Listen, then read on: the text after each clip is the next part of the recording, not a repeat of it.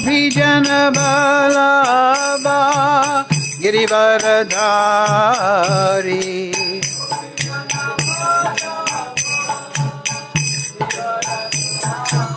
Yasodanandana Braja Janaranjana Yasodanandana Braja Janaranjana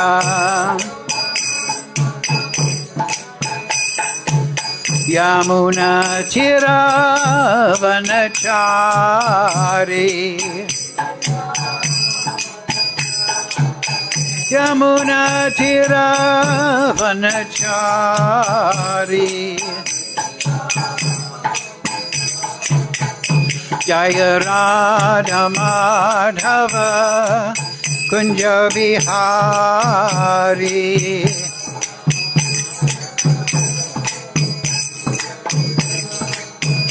Jaya Radha Madhava Kunja Vihari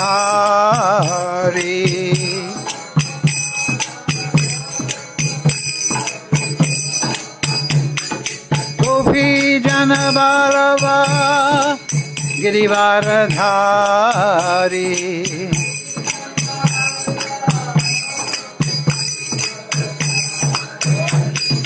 Gopi Jana Vallabha Girivaradhari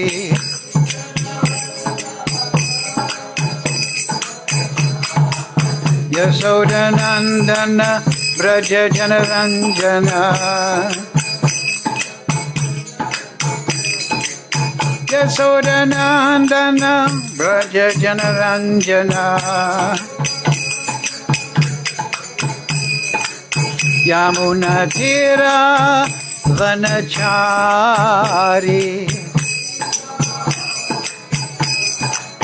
Yamuna Tira Vanachari Jaya Radha Madhava Kunja Vihari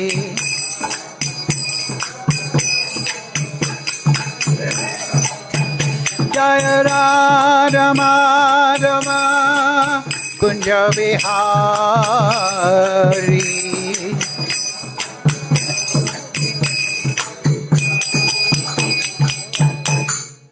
Jam Vishnupad Paramahansa Brahmacharya Sadhisi Srimad His Divine Grace Sri Lesi Bhaktivedanta Goswami Maharaj Srila Prabhupada Ki Jai Jam Vishnupad Paramahansa Brahmacharya Sadhisi Srimad His Divine Grace Srila Bhakti Siddhanta Goswami Maharaj Srila Prabhupada Ki Jai Srila Thakur Bhakti Vinoda Ki Jai Srila Gokishore Das Babaji Maharaj Ki Jai Shri Guru Parampara Ki Jai Srimad Bhagavad Gita Ki Jai Vrindavan Dhama Ki Jai Sadhu Sangha Ki Jai All glories to the assembled devotees, all glories to the assembled devotees, all glories to Shri Shri Guru and Gauranga Go Premananda Hari Hari Bo Om Namo Bhagavate Vasudevaya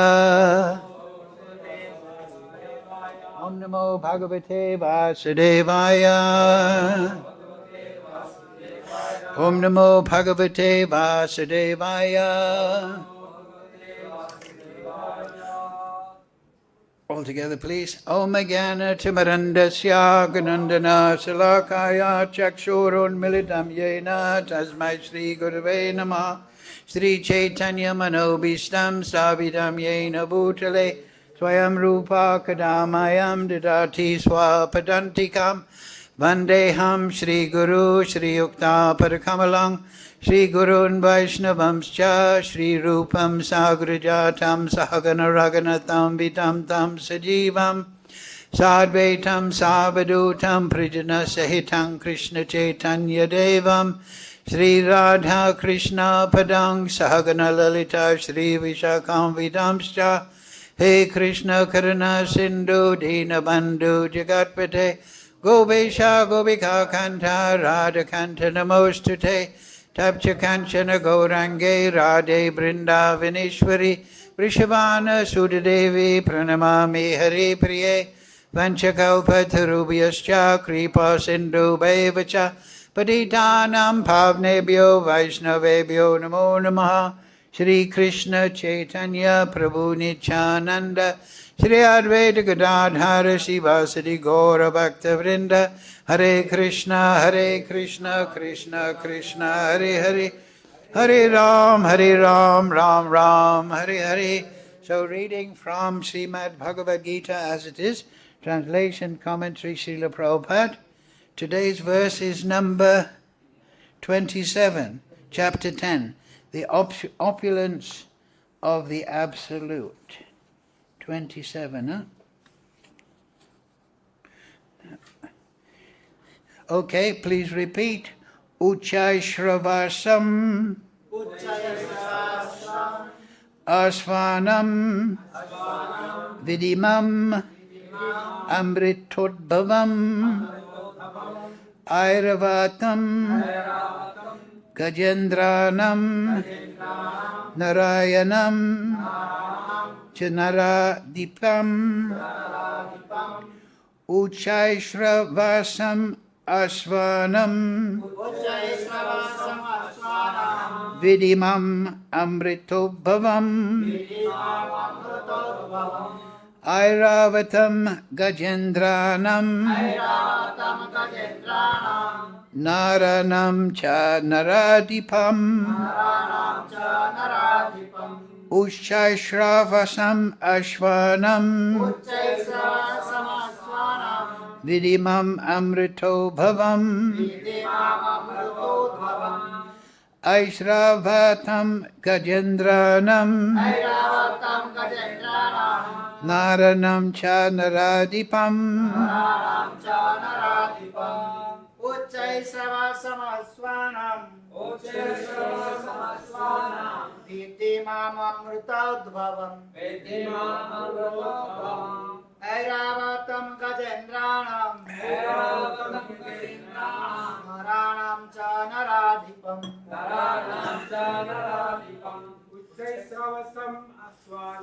uccaiḥśravasam aśvānām, viddhi mam amṛtodbhavam, airāvatam gajendrāṇām, narāṇām ca narādhipam, uccaiḥśravasam aśvānām, viddhi mam amṛtodbhavam, airāvatam gajendrāṇām, narāṇām ca narādhipam.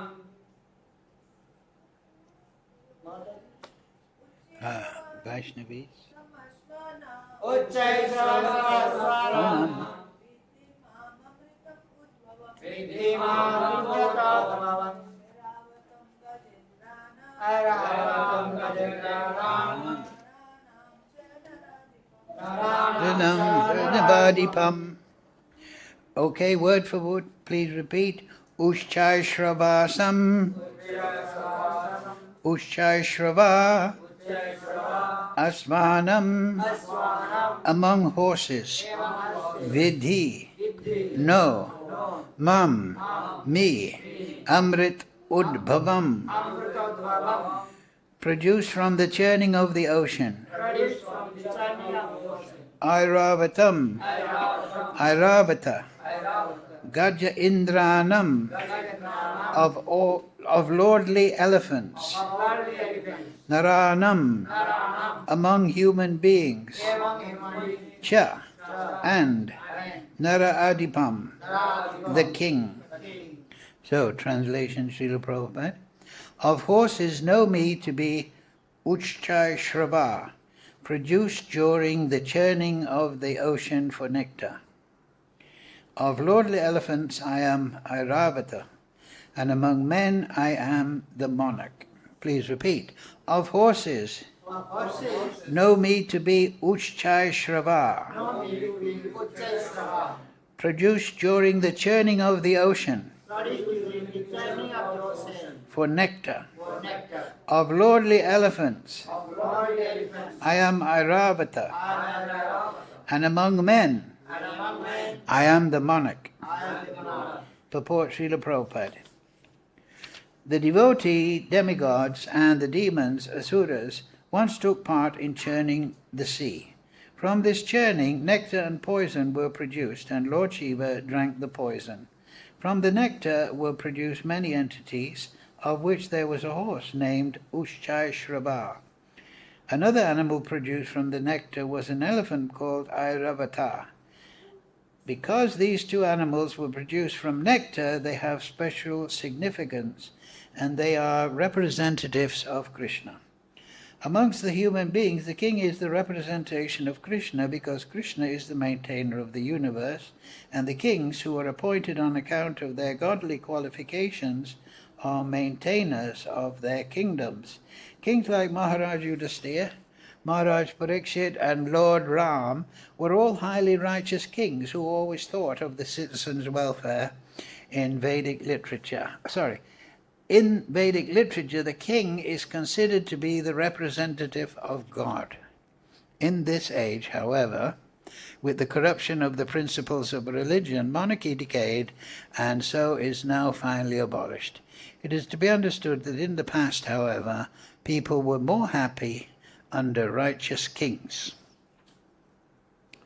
Yes, Mukham Karochi Vacharam Pankam Laite Girim Yad Kripa Ramaham Bande Sri Guru Dinatarinam Uccaiḥśravasam aśvānāṁ viddhi amṛtodbhavam airāvatam gajendrāṇām narāṇāṁ narādhipam.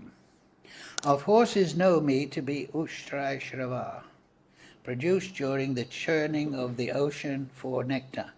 Of lordly elephants I am airāvata, and among men I am the monarch. Yes.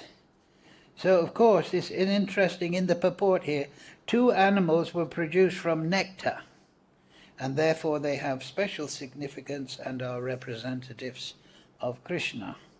So of course from the churning of the ocean poison was produced, so those poisonous things in the material world are not representative of Kṛṣṇa. Of course Kṛṣṇa is everything, but Arjuna here, representing the common man, is being instructed to see the good things, the inspiring things, as representing Kṛṣṇa. Whatever we meditate upon, that is our destination.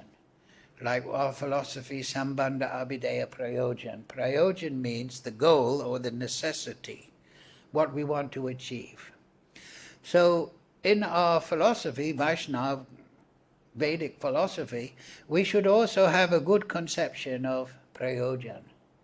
We should have a good conception. What is the goal? We should meditate upon that goal. And that will draw us to the goal. And it will inspire us. And that is when we say, just like we were just saying, we don't want to be disturbed by this material world, right? Kṛṣṇa says that. Matraspasista kuntaya sitoshna sukadukata agamapayano nityas tamsadikshava. That the non-permanent appearance of happiness and distress are just like winter and summer seasons, hot and cold, or cold and hot. And one has to tolerate without being disturbed. So we're in this position where we're trying to go from the material energy to the spiritual energy. That's okay. That's okay.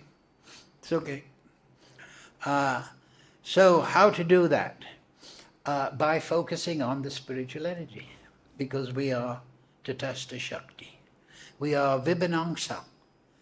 So Vibhanamsa means separated part. So, but Vasudeva Savamiti, you just said everything is Kṛṣṇa, yes. So what is separated in the jiva? Why is he called Vibhanamsa? He's called Vibhanamsa because he has separated will. Kṛṣṇa does not impose his decisions upon the living entity. He respects, he honors the free will of the living entity. So we're Tatastha Shakti. Ta Tata means line, sta, situated. So we can go one way or the other. We can go to Kṛṣṇa, we can go to the Maya Shakti. If we're in Kṛṣṇa, we're in light. That means we're free of darkness. If we go into the darkness, then we are not in light, and the three modes push and prompt us. But even within the three modes, we can operate our free will, though it is restricted by karmic effects, prarabdha and aparabdha karma. But that is why there is punishment and reward. Sometimes there is an idea that the living entity in the material world, when he falls in the material world, he's just like a puppet on the string. The puppet on the string has no free will. You pull the string and it moves the arm, so on and so forth. So no, the living entity, Kṛṣṇa says, prakriti sthani kāshati.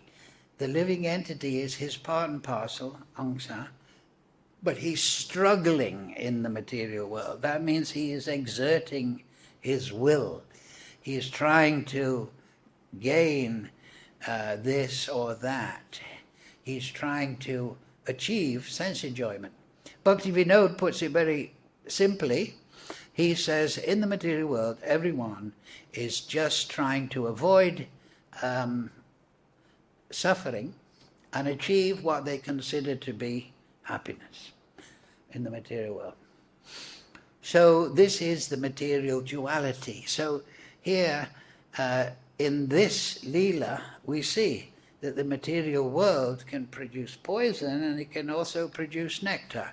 But nectar means, oh, somaras, I become boosted up. But in health and energy and so on and so forth.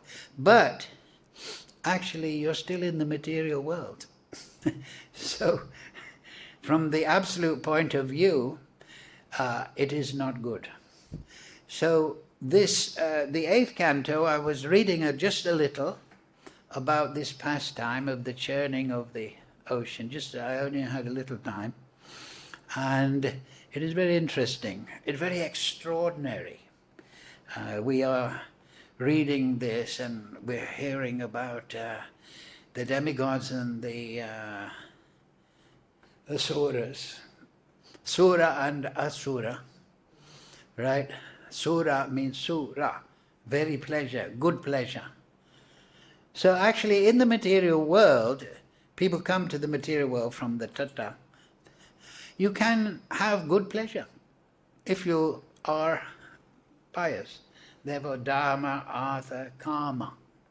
You can enjoy in Swargaloka. And these are descriptions of the beings that don't have the gross body.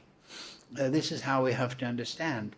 If we read these stories without an understanding of how the universe is constructed, we will think that they are just phantasmagoria, they are imagination. But from Bhagavad Gita, the beginning, and Guru, and the progressive understanding of Krishna consciousness, we understand that this Bhumandala is the most gross plane. We have gross body. And it's called Bhakti-Vinod, Jivadharma, he calls it the Stula Sharir, Stula, the gross body. And it is composed of 20 elements, 5 working senses, 5 knowledge acquiring senses, the 5 elements and the 5 sense objects. They are all in this gross body. But it is pervaded by the Linga Sharir, which is the mental body, which is made out of mind, intelligence, false ego, when we're conditioned, and chittam. Chittam means contaminated consciousness. And above that, there is the soul. So when the soul tries to enjoy happiness and distress, experiencing such, in the material world, he interacts with the 3 modes on a subtle level. The subtle modes, the 3 modes, occur when the glance of Mahavishnu which contains the Kala Shakti, enters the womb of the embodied material energy, Durga Devi, and this Kala Shakti agitates the womb, impregnates the womb. So therefore in the Shiva temples you have the lingam and then the yoni. So this is representing the primordial creative process, that the Kala Shakti acts upon the material energy, which is in its basic form, the pradhan, to produce the different categories that we see in the material world on the gross and subtle plane. The 20 gross elements, 20 gross elements, they are produced from the Tama expression. The glance of Lord Vishnu produces goodness, passion, and ignorance. So, ignorance means inertia. Passion means activity, and sattva-guna means balance. Somebody who is immersed in sattva-guna by following dharma and sadhana nicely is balanced mentality. Just like we were saying, he's not disturbed. He's able to maintain his mentality. He's balanced. But somebody who's passionate is always trying to affect and control the material energy. He's responding to it. And somebody in tamagun is inertia, like a stone, right? People that take drugs, I don't know in India, but in England or the Western world, he's stoned. Taking some intoxication, and he's... Of course, people, they think that's what I want, because I want to have relief from the agitation of passion, which I'm finding is not satisfactory. But we have to go from passion to goodness, and then from goodness to turiya. Because we've talked about this recently. Susupti is one state of consciousness, that is dreamless sleep. That is tamasic. The consciousness is withdrawn within the soul. Then swapna, another state of consciousness, when we're dreaming. We're active primarily within the mental body. So we're creating so many fantasies. Then jagraha, that means wakefulness state. We're all wakeful now, I hope. So we are, that is representative and conditioned partly by goodness. But then above that is turiya. That is the transcendental platform. And on that turiya platform, Brahman, Paramatma and Bhagavan are manifest. So the devotee wants to, through his sadhana, through the grace of Kṛṣṇa, through the grace of Guru, through the grace of Gaur-Nitai, he wants to see, he wants to perceive that turiya. And that he directly realizes that by the grace of Kṛṣṇa. The Brahman platform is the Shantaras, or the impersonal aspect, the bodily effulgence of Kṛṣṇa. Personality is not fully manifest in the Brahman effulgence.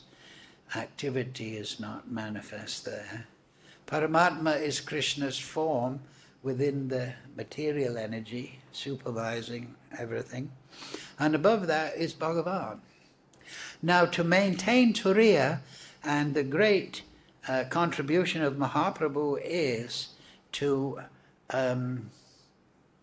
teach prem to Bhagavan Shri Kṛṣṇa. So, how to remain connected to Bhagavan Shri Kṛṣṇa? This is the question. The impersonalists, Mayavadi, like Prakashananda Saraswati at the beginning, they are meditating on the energy aspect. And then the yogis are trying to meditate on Paramatma. They have more information. But the Bhagavan yogi, bhakta, is meditating on Bhagavan. That meditation on Bhagavan is maintained through seva bhav. That Brahman platform that we don't want to be disturbed, distracted from, everyone in that platform has seva bhav to Kṛṣṇa, Krishna's expansions, Krishna's devotees. They have an unselfish attachment to Kṛṣṇa, and this develops into prema and ecstasy. In the material world, everyone is expressing their own desire for material manipulation and pleasure and avoiding the miserable aspects of the material energy, and they are in anxiety because they're never getting it right. There's always some adjustment. If I become wealthy, the tax man is after me. If I'm not wealthy, then I'm also in anxiety. So in the material world, it is kuntaloka. So passion and ignorance in Kali Yuga is very strong, but the devotee wants to have a sattvic life. That is the dharmic life recommended in Varnashram. Do your duty, but then if you do it for Kṛṣṇa, yad karosi, yad nasi, then you're on the path of seva bhav. What is that verse? Atak Shri Kṛṣṇa namadi na bhaved gaja-indrāṇām. That Kṛṣṇa is transcendental. These activities of Kṛṣṇa described in the Bhagavatam, they are transcendental. Sevan mukhi jivado.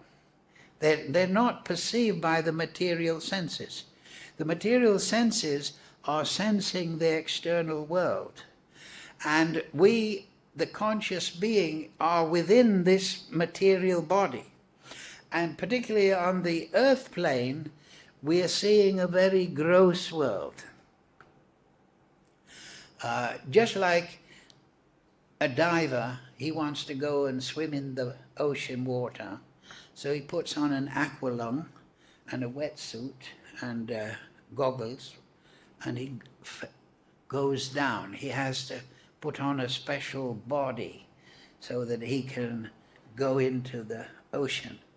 So we are spirit beings, but we are putting on a gross body so that we can act within this material energy. It is our diving suit. So the gross body is the medium by which the spirit soul sees. Just like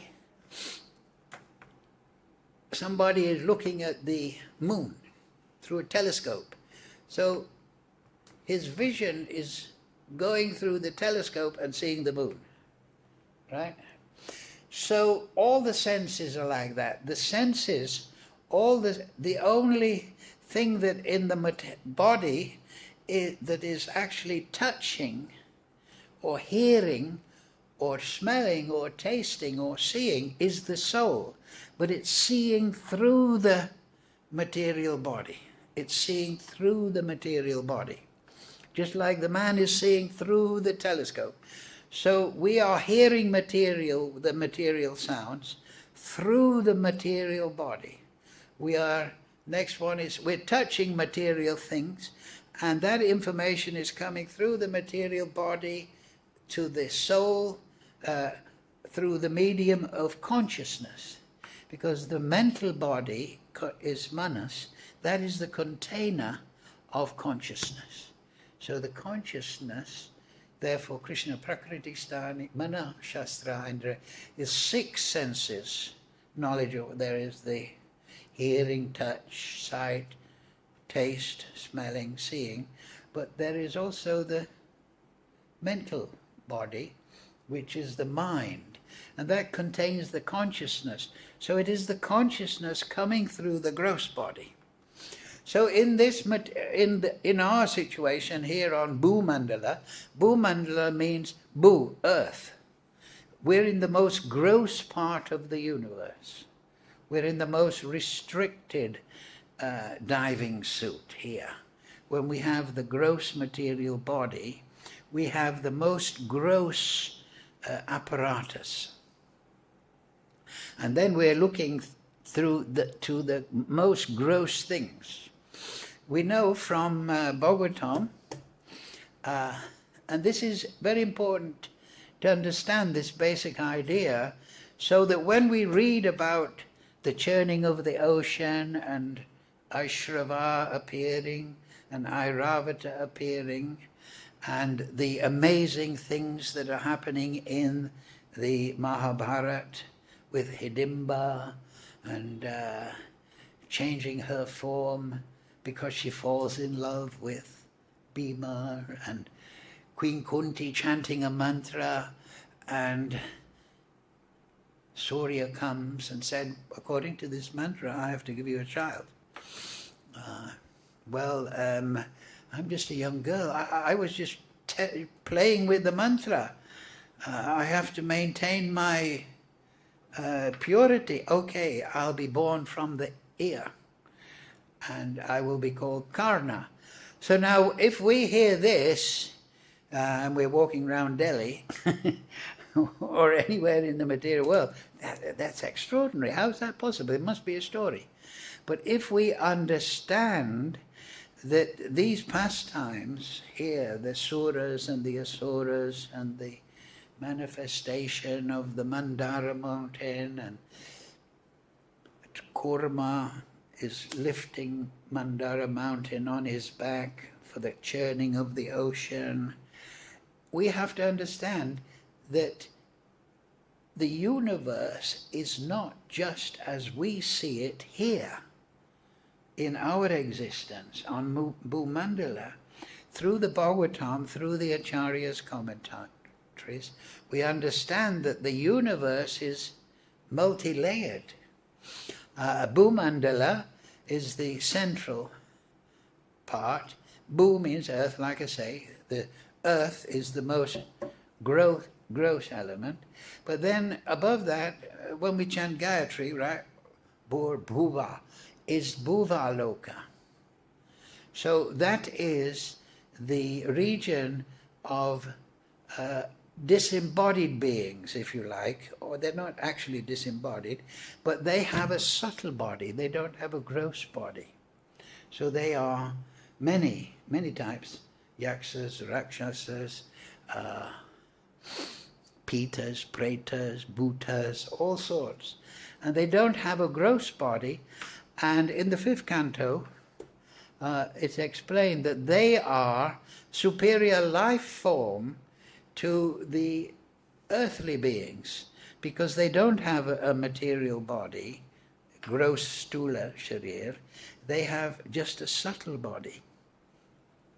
And that subtle body is far more flexible. They are working in a realm where they are not free of the constraints that we experience. We have this gross body, bones and so on and so forth, and we cannot project our consciousness nicely if we're not trained and practicing. We cannot change our body nicely. But beings with subtle beings, with a subtle body, they can, just like Hidimba, right, in the Mahabharata.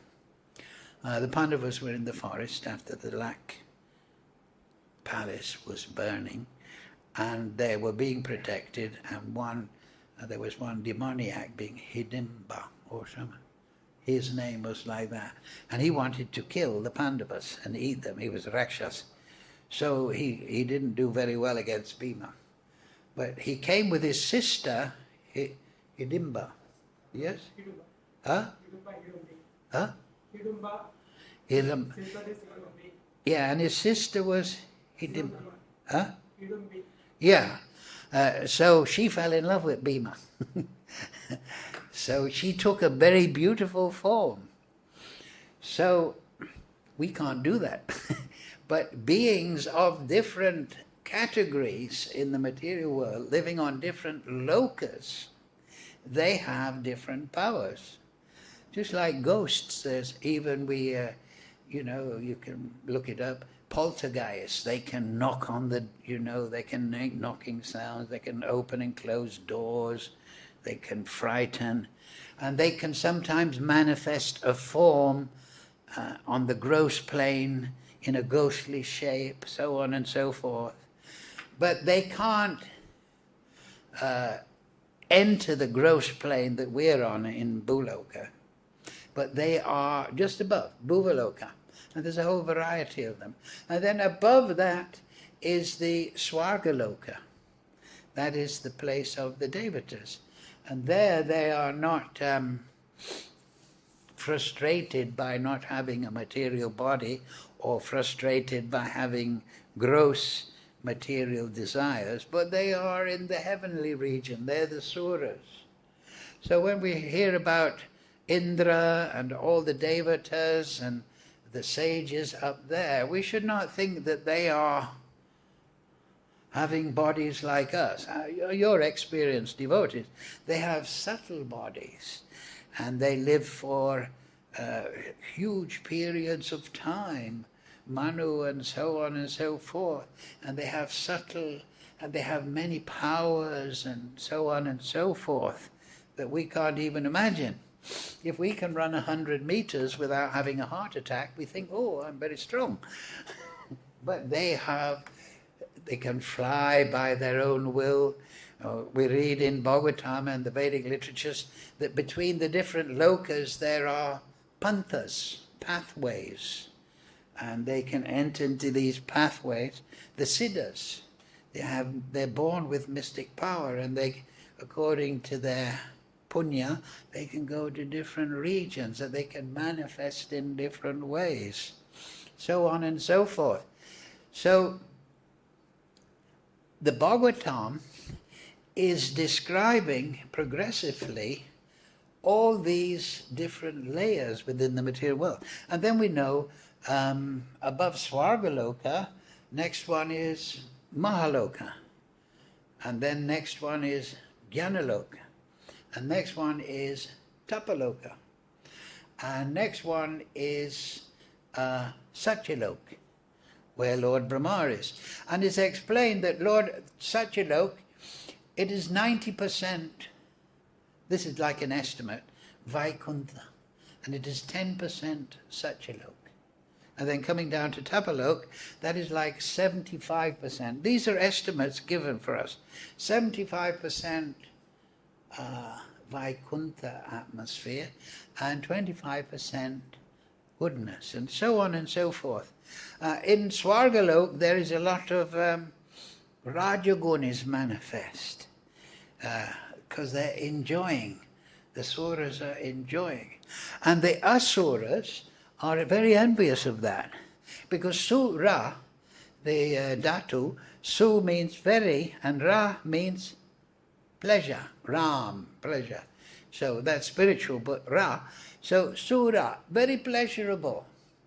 So sometimes people think, oh, I want you to, you say we can enjoy in the material world. Well, actually you can if you go to Swargaloka. But not if you're down here in Delhi belly and in the pollution and everything. But if you are a pious person and you perform yajnas, and you can go, there's no taxman there, there's no factories, there's no pollution. The apsaras are dancing and singing beautifully. There's a different sense of morality there. Everyone is in this sattva gun, happiness, sensuality of affection. But still, because they're enjoying, the asuras, means not very pleasure, not very much pleasure. They are envious of the devas. There's the nature of the envious matsarya, right? The nature of envy is, the envious person doesn't like to see people happy. The devotee is para dukhi, right? His happiness is just like Prabhupada. When he saw the devotees chanting and taking prasad, he was very happy. But the asura, oh, these people are enjoying. It annoys me. Why don't they just shut up? So this is the envious. So that is a sign of the asuric nature. That's why they are disembodied in a dark realm, Bhuvaloka, and even going down lower, right? There is Atala, Vitala, Sutala. Bali Maharaj is there, he will be the next Indra. Then there is Talatala, Mahatala, Rasatala, and Patala. And below that there is Narak. So those 7 below, Atala, Vitala, Sutala, Talatala, Mahatala, Rasatala, Patala, those 7, they are contained, they are lokas contained within the Bhumandala system. And they are about 10,000 yojas in dimension. They're not that very large, and they're within the Bhumandala system that is halfway, if you like, within the universal system. They are lower. And then you go lower and you come down to the Gaja region. Pitala Loka is there, and Patala is very low. So people, they go in these lower regions also in a subtle body. They go to hellish Patala and they experience hellish punishment because of their karma in a subtle form. And though if you go to where the asuras are, you enjoy the heavenly pleasures in a subtle form. Just like we can enjoy a level of pleasure in this gross body. Maybe if we go to the restaurant, we'll get a good meal. But if we overeat, we can't. But the devotees, they can eat, drink, sober, ras, enjoy. There's the Nanda gardens are there. They can enjoy. Kṛṣṇa is giving enjoyment to the living entities. But he says, just do your dharma. Don't be papi. Be punya. And then you can go to these higher realms in a subtle body. Just like, for example, if we have a big pocket full of cash, one day we may go to a special enjoyment place, a holiday camp, and we take a very nice room. People come, room service, they clean the room, they take our clothes, they bring it back. Oh, you want pineapple? Here's pineapple. Oh, papita, here's papita. Oh, yes, we have, in the hotel, we have a very good masseuse. You have a pain in your back? Yes, no problem, come enjoy. So you're enjoying. So that's like Swagaloka. But if you run out of money, they say, sorry, sir, somebody's coming for your room today. So everything is temporary. Kṛṣṇa says that, matras pasas to kuntaya. Everything is temporary it's the asat world. So the Vaishnava is asat, tyagi, a Vaishnava-cha. He's not interested in the asat. He's interested in sat. He's interested in Bhagavan. He's interested in Goloka. He's interested in Navadvip, where Mahaprabhu and the great devotees are. He's interested in that. So he's fixed on that. And he knows, when he reads Bhagavatam like this, that this is a description of the realms where the subtle beings, the suras and the asuras, are competing for dominance. If you just read the chapter titles, you know, the devas, then they had a truce, and then they decided, okay, we'll churn the ocean, so on and so forth. And it is explained that different devatas came out, and they were all going to the side of the devatas, and then so out of the ocean came Varuni. I read it. And Varuni is the goddess of liquor. So the asuras grabbed Varuni and thought, oh, this is great. So on and so forth. So, and then eventually there was a struggle because the devatas, you're very experienced devotees, because the amrit was there. But the amrit is what? Deathlessness. It means material deathlessness, ultimately. So it's a temporary adjustment. But the suras wanted it. The asuras snatched it. So what happened? Kṛṣṇa appeared as Mohini, the most beautiful woman ever. And the devas, the asuras, can I have the amrit?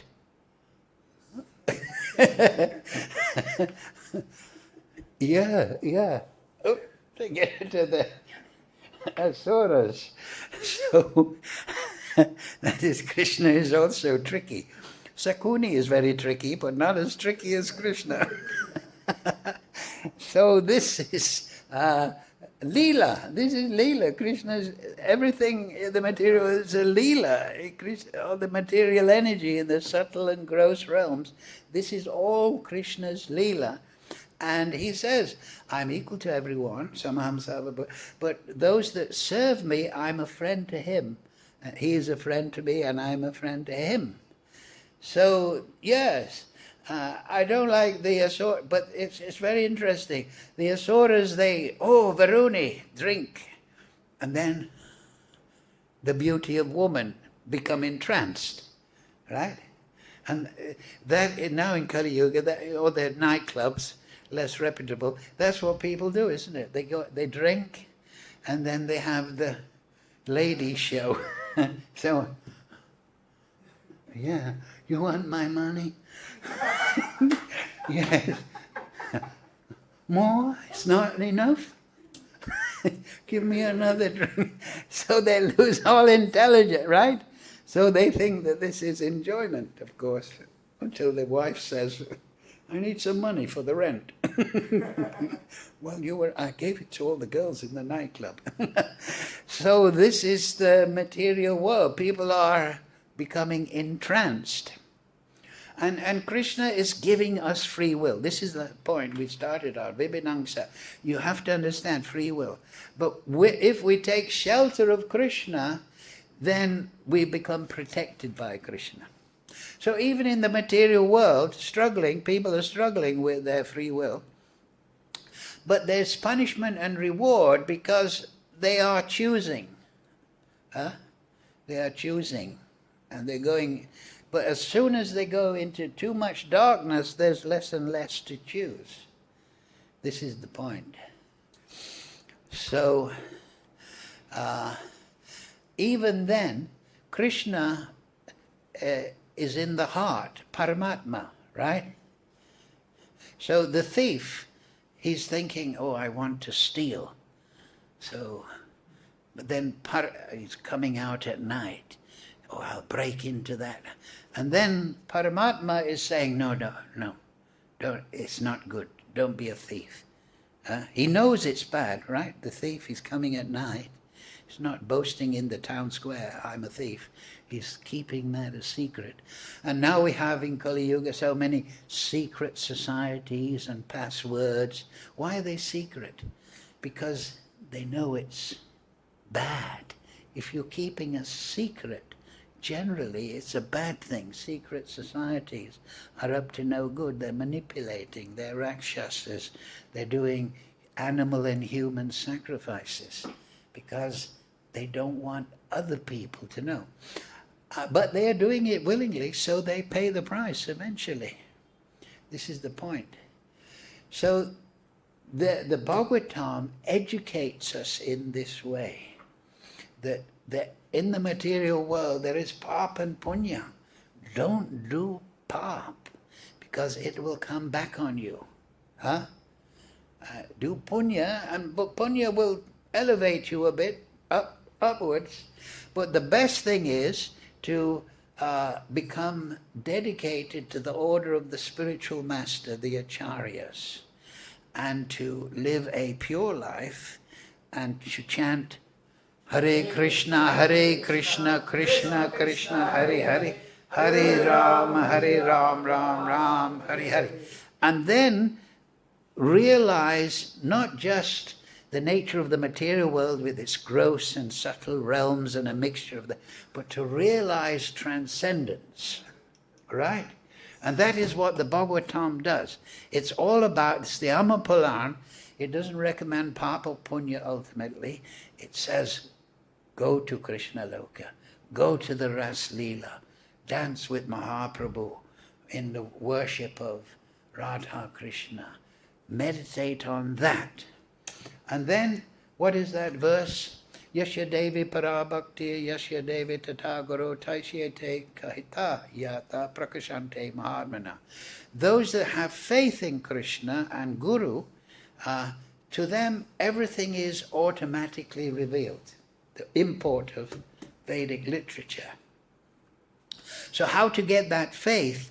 It is not by just a kind of intellectual faith, but by experiencing the Brahman platform, Turiya.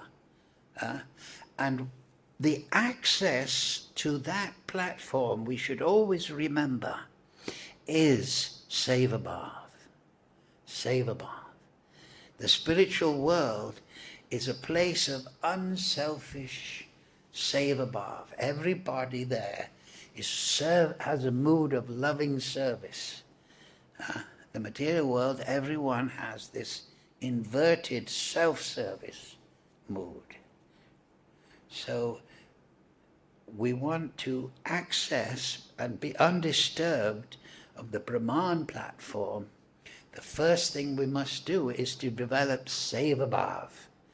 And that means chastity towards the spiritual master's order, to chant 16 rounds, to follow regulative principles, study the Bhagavatam. That is serving the order. That is Sevabhav. And then, gradually, Krishna enlightens from within, Chaitaguru.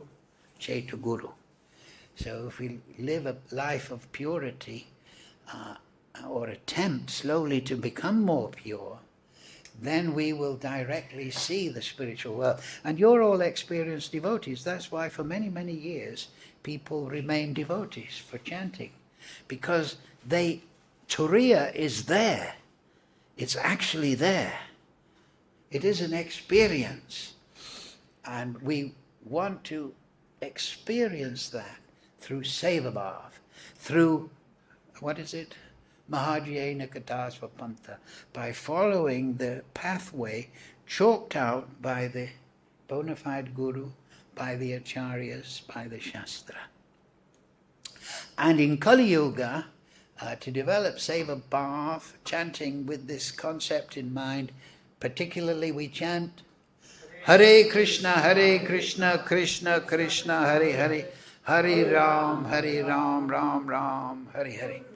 So, okay, any question or two?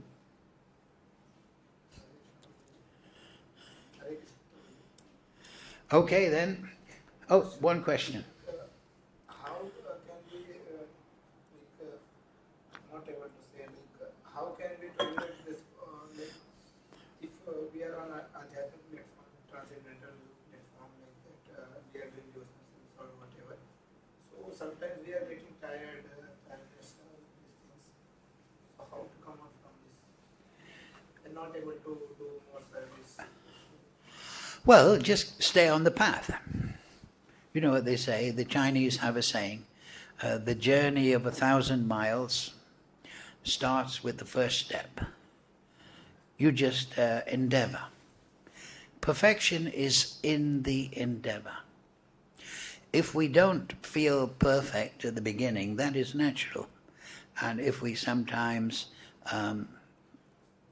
lose enthusiasm and so forth, therefore Prabhupada created ISKCON, where bhaktas can gather together and encourage one another. Like in the verse 9, Maksita Madgata Prana Bodhayanta Parasparam Tushyanti Cha Romanti Cha. If you associate with devotees, you become encouraged, right? If you want to be a musician, you should mix with musicians. So like-minded people encourage one another. So devotees should be like that. But we shouldn't hit each other. We should be confident and patient, Rupa Goswami. But if we are finding that I am not perfect, that is natural. Now, if you want to play a musical instrument, you're not going to be a brilliant musician at the beginning. But if you keep practicing, you're amazed. Now I'm getting better, right? But you must practice. Practice makes perfect. Tapa. So, tapasya. Tapasya. That's the first word in the universe, right? Lord Brahma, he didn't know where's my origin. He was coming to consciousness. Tapa. Tapa means voluntary control of mind and senses. So we control mind and senses and apply them to the order of the Guru, you see.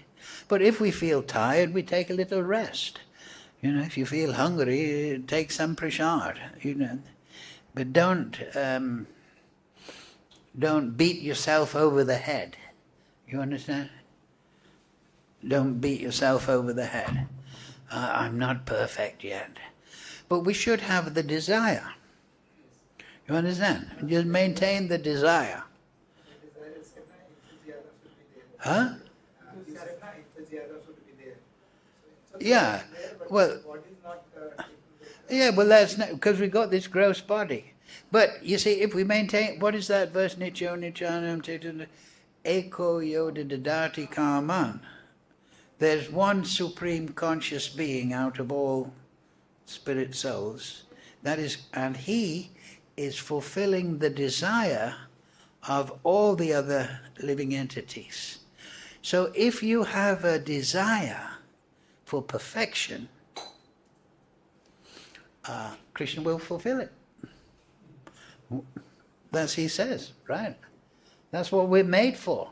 We're not made for, you know, this gross body. We might think, oh, it's nice, but this is a burden upon the soul. It is a gross thing.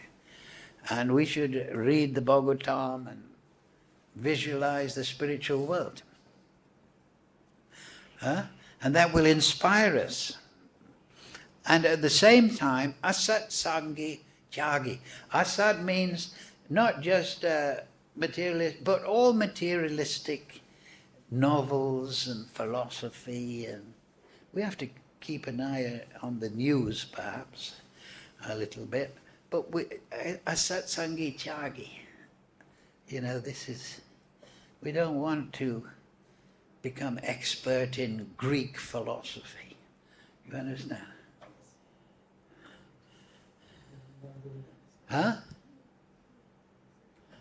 So, that is the important point. Shri Kṛṣṇa Srila Prabhupada Sadhusanga Bhagavad Gita Ki Jai.